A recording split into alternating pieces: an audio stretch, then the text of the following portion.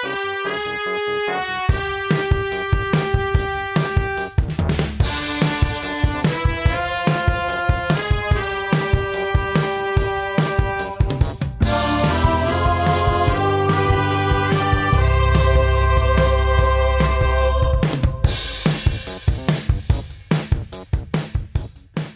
welcome to our podcast. It's called The Godfather Minute, and it's hosted by me, Alex Robinson. And by me, Andy Robinson. Yes, and today we're talking about minute 169. Yeah, watch it. I'm an old school mustache Pete. Keep it clean. Hey. Keep it clean. Don't spell it. Minute 169. Alex, repeat after me. E minuto. Numero 169. 169. You got it. Huh. Look at that. Yeah. 169. Well, here's what happens in minute 169 of The Godfather. Carlo, poor doomed Carlo. Actually, not poor. I don't feel sympathy for him. Do you feel sympathy for Carlo? No, I don't. Nope. Poor Carlo goes out to the waiting car, where he's greeted by Fat Clemenza, who proceeds to strangle him via garrote from the backseat. We talked a lot last week about our old pal Luca Brasi. Mm-hmm. Is there any significance to the fact that Luca Brasi and Carlo are the two we see garroted? I didn't think about it until right now. They're both traitors. And it's almost back to back because, it's almost like Luca Brasi was one of the first people to die in the movie. Mm-hmm, yeah. But Paulie was a traitor and he got shot in the head. Oh, Paulie? Oh, he don't see him no more. Woo! Countdown. Speaking of countdowns, only 8 minutes left, Alex. Oh my gosh. How many minutes left? 8 minutes left. Wow. 8.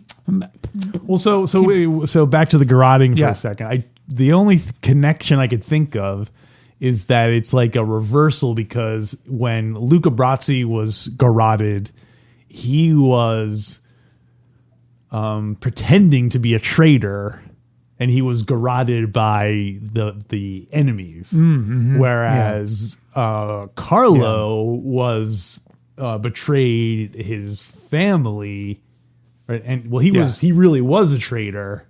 Yeah, and he was killed by the people he was betraying, not the betrayer. Yeah, so it is different. So I don't know if there's a connection. But I mean, it's almost like the inverse of it, the converse of it. Yeah, so Carlo flipped it.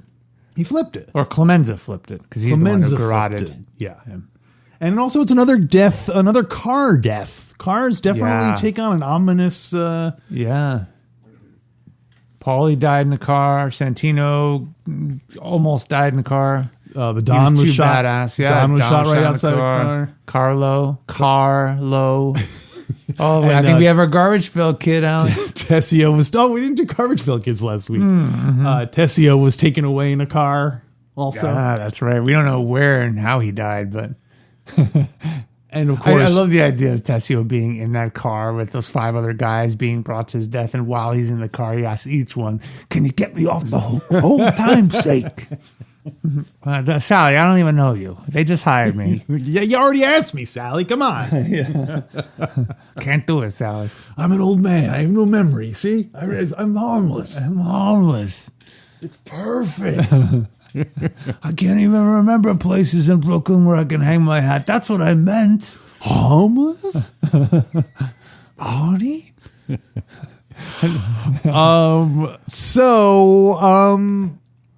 I noticed that it looks like it's Rocco driving the car. Mm-hmm. Which makes sense because we saw Rocco driving earlier. No, it's not Rocco driving the car. Who is it? No, because Carlo walks up to the car. Low. He gets in the passenger seat. Yeah. And then you see Michael, Rocco, Al, and Tom all walk out of the house and watch the car. So the driver is unknown to us. Unknown. Okay. Yep. Because I was wondering if that,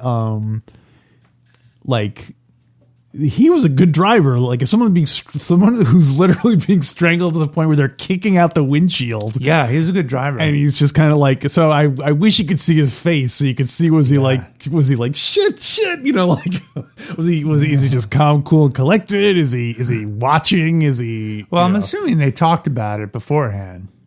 Right, but like the fact that he kicked out the window seemed like it was like they probably weren't ready for that. Yeah, probably not. Because why would you want to mess up your car? Well, and he starts getting garroted before the car starts moving. Right. Yeah, I'm not sure. Maybe they didn't plan to kill him by garrote. They just garroted him so he wouldn't put a seatbelt on. So then when they started driving, they knew they were getting in an accident because the windshield's kicked out. And then Carlo would. If it was a Martin Scorsese movie, there'd be a scene where they were like, "Well, look what the guy did to my windshield," and then they'd be like bickering about how they're going to replace the windshield, the mundane things that Well, it's funny in my notes, Alex. I have now with all that broken glass there. Now that Carlo's gone, who's going to clean it up? That's what killed Carlo. It wasn't the lack of oxygen due to strangulation. His OCD just got the better of him. All that broken glass. Like, nah, and I'm causing all the mess. Clean it up. He was really just trying to tell Clemenza, like, stop, just let me fix this. Let me just fix this. You can kill me afterwards.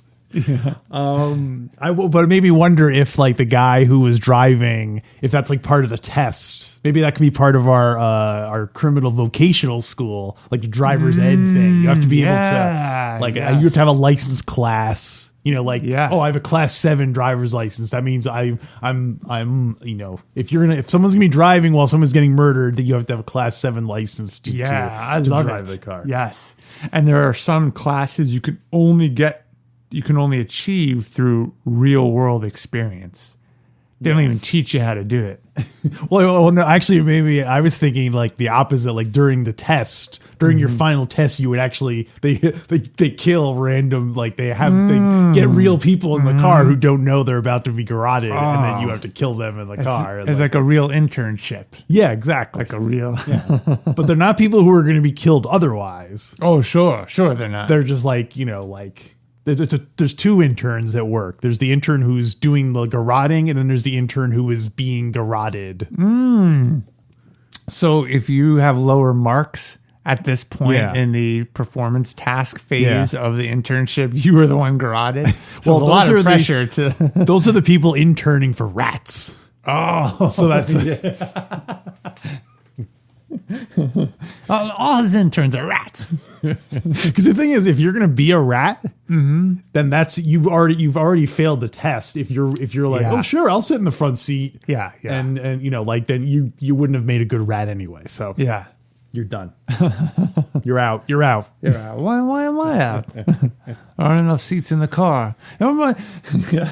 Clemenza might not even be sitting in the back of the car. Speaking of which, why do you think they got Clemenza to do it?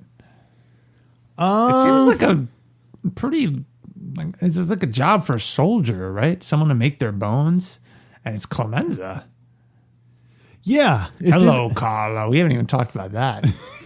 When Carlo sits down, Clemenza says, hello, Carlo. Hello, Carlo.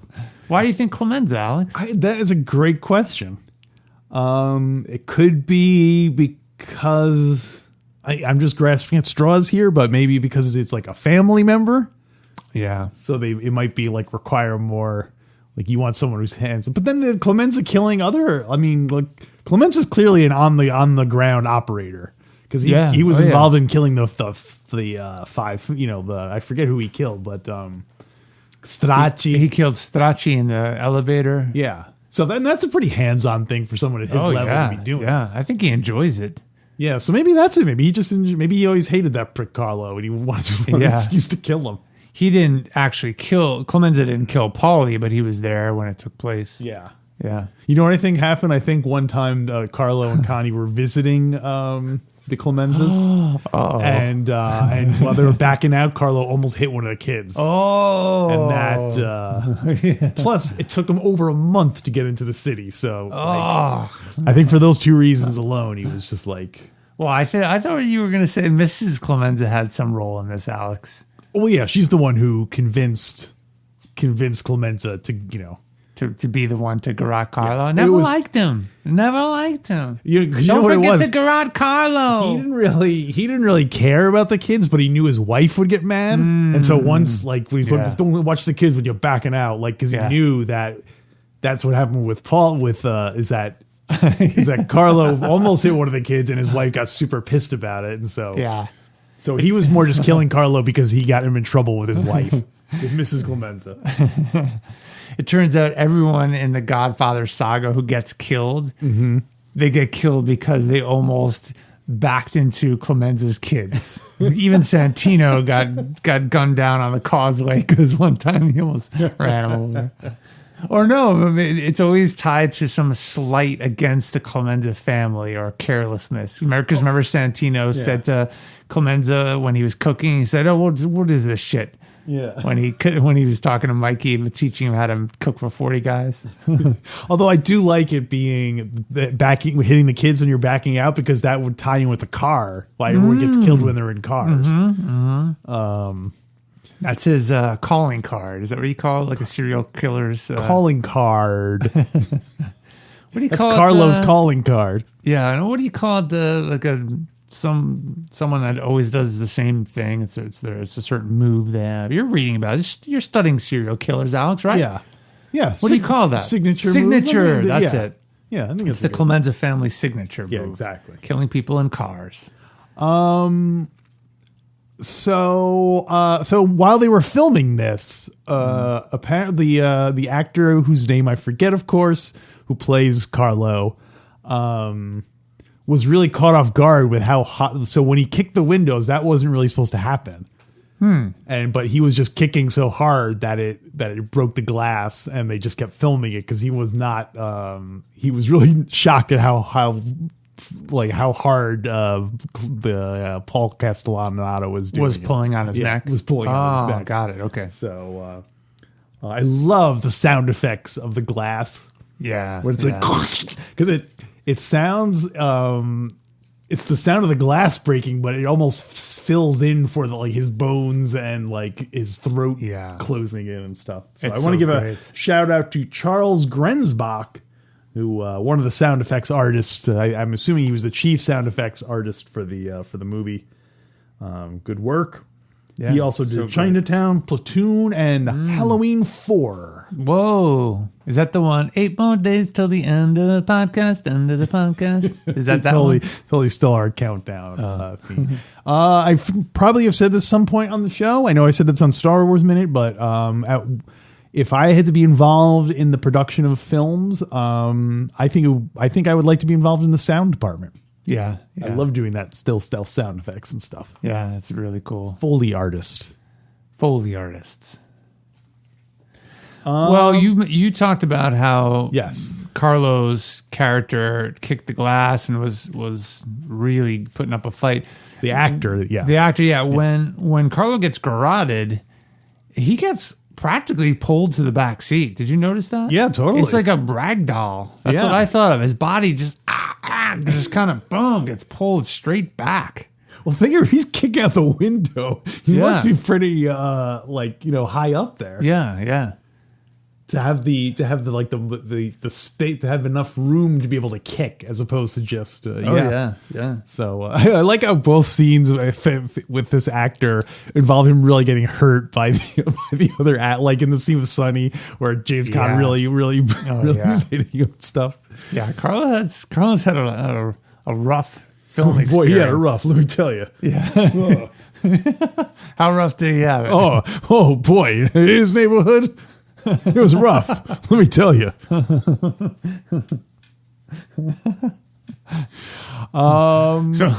So the last note I had was I think it's cool and weird how you can see the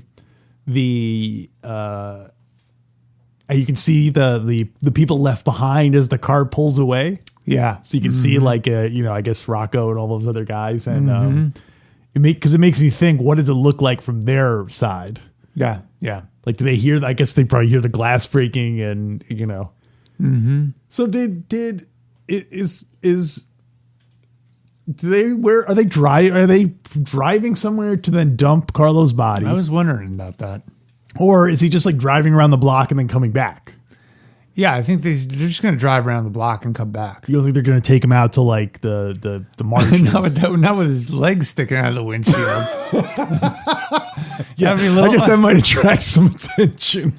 That would be a little awkward at the Causeway toll booth, don't you think, Hello, Alex? officer. Pardon my friend, he's a little drunk. I'm going to give you an extra quarter in the toll booth. Just don't say anything about this, okay? Tom, come on. We got workers in the toll booth who will look the other way on the payroll, right? Well, if that's true, why even leave the compound? Why did they even drive at all? Why not just stay in the car, kill him, and then just take him out? Why even? Why go through the pretense of why risk driving down the street where you can? Maybe they didn't want him anywhere near Mikey. Although maybe they don't leave the compound. I don't know. We don't know how far they drive. Maybe he's just driving around like he's like, close the gate, open the gate. Yeah. That's great. So does the book have any I'll get to the book. I have a couple more things though. Oh, what else you got? So right before I talked a tiny bit about this last minute. So we don't know if Carlo, when he leaves the house, knows if he's free. I thought you were going to say we don't know if they actually kill him or if he's actually survives. I think he's in GF2 and he has facial reconstruction surgery. And he makes a comeback as Johnny Ola. No. The Sicilian messenger boy? He knows all those places in Havana. Wow. Yeah, me and Johnny Ola. No, I never. Oh, that's why Fredo is very suspicious. He's like, no, I never met him. Because, of course, he met Carlo. So, do they ever meet? Carlo and Fredo? Yeah. Oh, yeah, the wedding. Do we ever see them interact? In the movie? Oh, are you suggesting they're the same person? Whoa. That Fredo married his sister? There was something in it for him. Oh, God, and something in it for her. Oh. No wonder that's why Michael's really mad that Connie keeps getting divorced. The ink on your divorce isn't even dry. You married my brother. That's the only way Fredo thought he could move up in the family is by like he wasn't getting respect. So it was like, I can be a son and a son-in-law at the same time. Connie, will you marry me? If somehow the Don had lived, if Don Corleone had lived, if Don Vito Corleone had lived, let me be more specific. There wasn't enough time, Alex, to see Connie get remarried, because we know she gets remarried in between 1 and 2. Yeah. Does he still have to do favors for everyone on his daughter's wedding day, or does I think so. But yeah, because I feel like, what do you think? Because she got divorced? Well, I feel like it's like the Catholic Church does not approve of divorces. I can't imagine a mafia Don approving of a divorce. Yeah, I don't think he would. I don't think he'd approve or a second marriage. I guess maybe if Carlo was dead, obviously then. Yeah. So but I don't know. You know, let's. I think if they just get divorced, then the Don is off the hook. Because on your daughter's singular wedding day, not all of her wedding days. What a racket that would be. All these people approach Connie, just keep getting married, and we'll give you 10% of what we make off of the Don's favors. Yeah, they pay her like thousands of dollars to just keep marrying these chumps and getting divorced. Your ink on your divorce isn't dry for the 8th time. You're 2 divorces ago, that ink still isn't dry. We're still waiting to get the fifth divorce notarized when you can't even get the 3rd marriage yet because you can't get the... You're putting in jeopardy my Sanka promotional deal. All Pop Sanka sponsors are going to go running for cover. Yeah, because if Connie kept getting married and the Don had to keep giving favors, the Don would say, that is not justice. He would say, no. No. So, you still haven't answered the question, Alex. Does Carlo think I refuse to answer on the grounds that does Carlo what? Do you own stock in IBM and AT&T? Yes, and I also, as do I, own a solid gold telephone and a slice of cake. This podcaster owes him an apology. So do you think Carlo, before getting in the car, Yes. thought that he was going to live? I feel like Did he buy Mikey's load of horse manure? I'm gonna guess it's 50. I'm gonna guess part of him was really hoping it was true, but part of him was like, this is too good to be true. But part of him was like, oh, this is my only shot. I really hope it's true. Like the book would say something like, he figured his odds were 50-50 now, or something like that. Well, we know that Sally Rags, it already has the line at the candy store. People are betting on it. On whether or not he knows he'll be killed. So like that would tip Carlo off. Keep those bet slips behind the drapes and the safe behind the drapes. Well, I think Carlo knew it. And this is why. Alex, I challenge you, rewatch this minute. Hey, I'm like Frank Sinatra. I get paid to watch each minute once. Watch the minute again. Watch the minute again. When Carlo gets in the car and Clemenza says, hello, Carlo. Hello, Carlo. Right before Carlo gets garroted, I'm sorry, you see Carlo for a second not surprised, as if he's expecting it. Expecting to get choked? Yeah. So just the whole vibe there. He sits down. Clemenza says, hello, Carlo. And then Carlo slowly turns. It's just like a split second. Turns his head to the left, but not surprised, as if he's asking him, so, whoa, why is someone behind me? Or who is that? It's just kind of a recognition that this is it. Huh, interesting. Yeah, watch it. So back and to the left. His head went back and to the left. Back and just a little bit to the left. And his head's down a little bit. He's resigned. I get that look of resignation on Carlo's face. But check it out. I'd like to know your interpretation. All right. I will do it frame by frame. Yeah. Back and to the left. Mm-hmm. Okay. One other thing we haven't mentioned. So when Carlo gets in the car, it does cut back to, like we said, Mike, Tom Hagen, Rocco, and Al all walking out of the house. Yeah. Looking at the car. Yeah. And if you watch, since you're going to watch a minute again, look at Tom Hagen. What does he do? He loosens his tie. Oh, of course he does. And that's symbolic of someone else who's going to be he's grasping for air soon. Someone else's tie is a little too tight. A little too tight. Poetry swords. Cool. So that's all I have for them. Oh, well, I have to do some stuff from the book. Oh, okay. Yeah. So wait, well, the book is exactly the same, right? The book is different than the movie. The book is different than the movie. The book is different than the movie. The book is different. The book is different. The book is different than the movie. Yeah.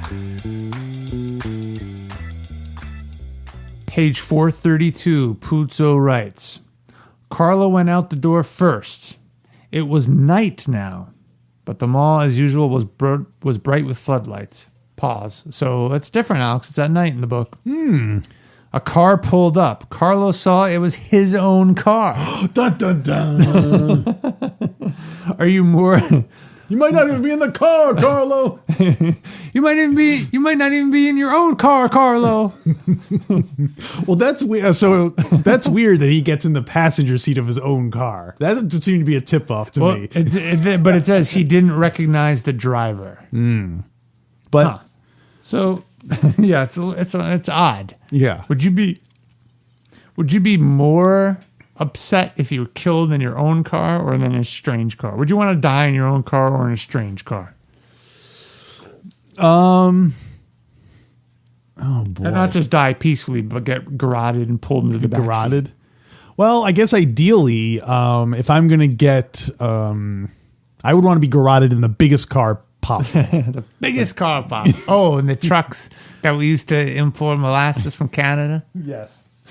I have a head for a big truck that I could. So I really have room to flail around and and I would want to be someone else's car, so that way once I soiled myself, it would be like my revenge would be that I crapped in their car.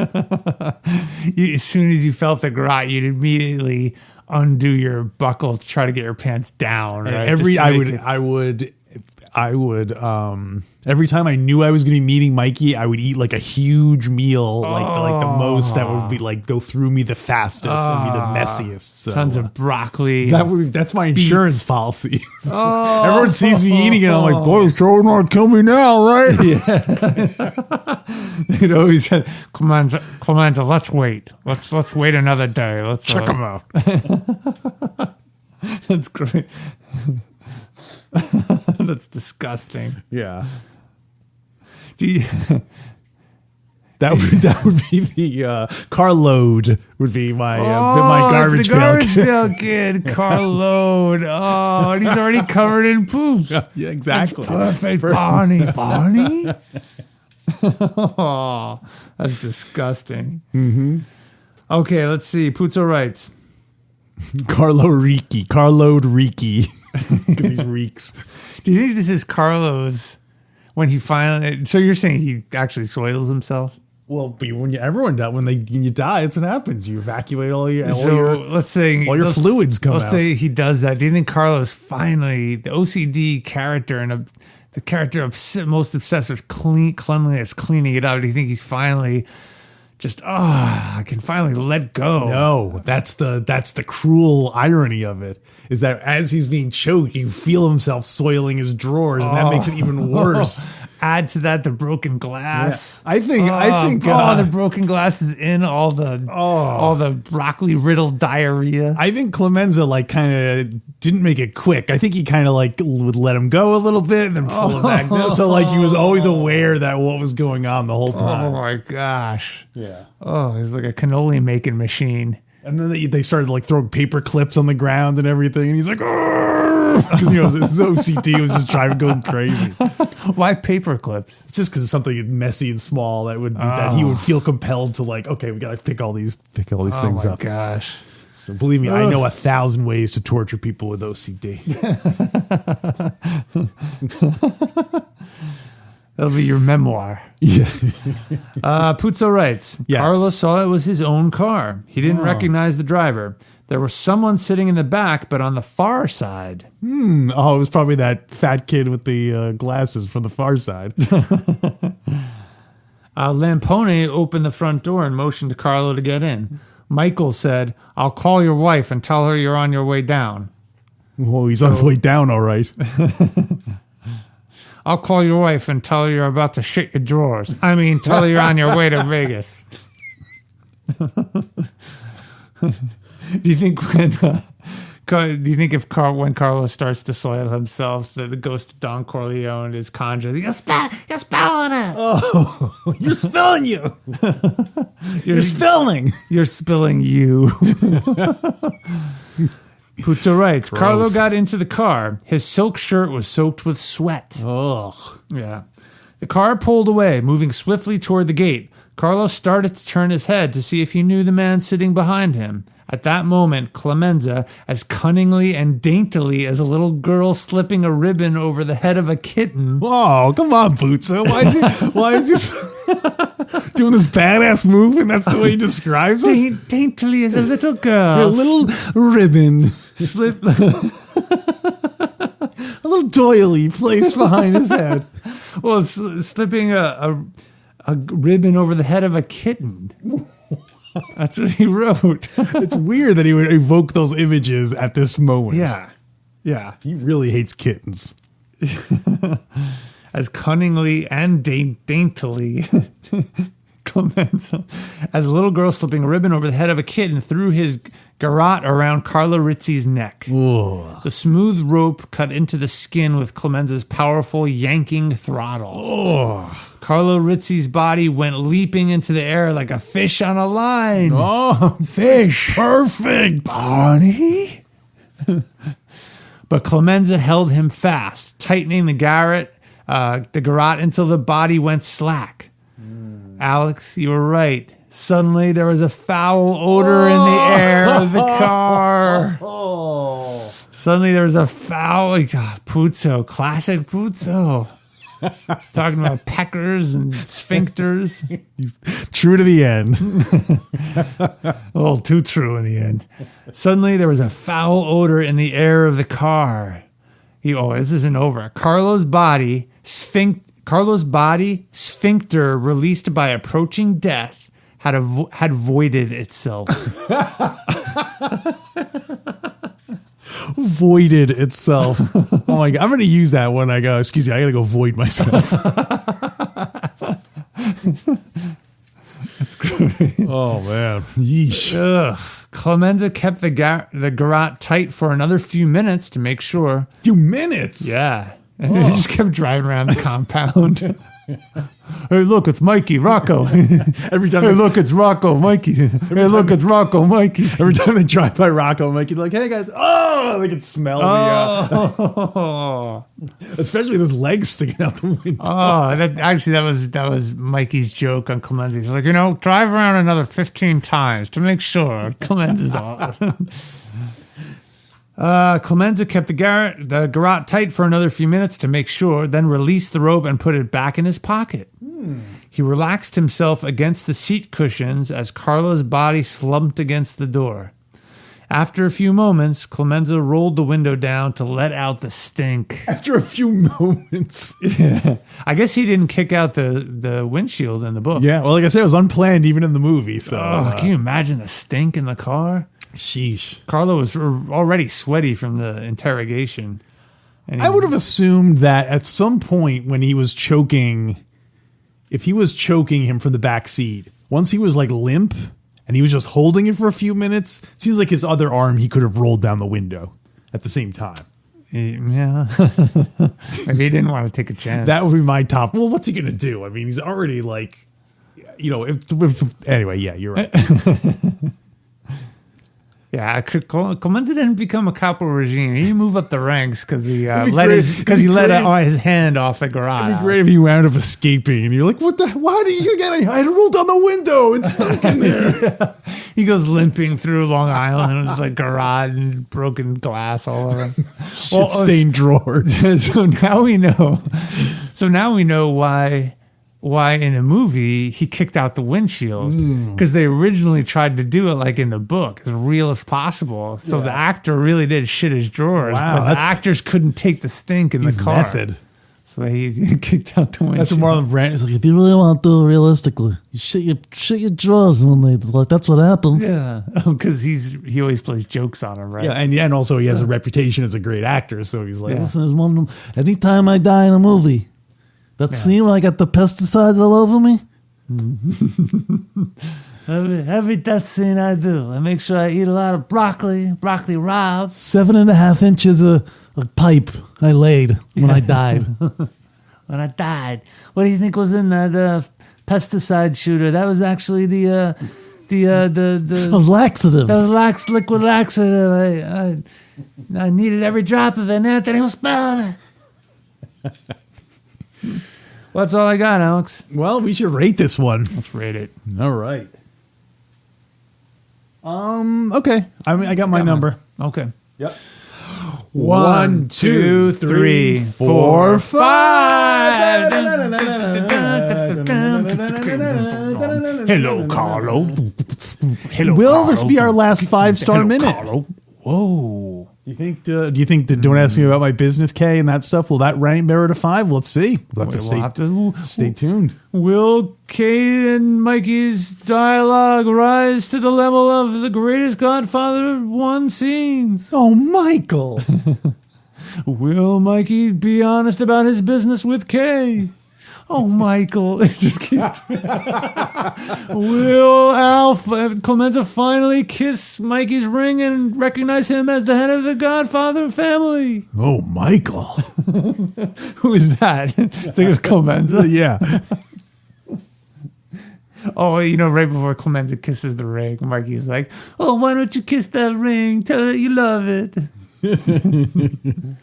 What do we got coming up in the bonus content, Alex? Well, we did our Garbage Pail Kids. I'm guessing there'll be a lot more scatological humor going on in the what was bonus it again? content. It was Carload, Rizzi. Carload, yeah.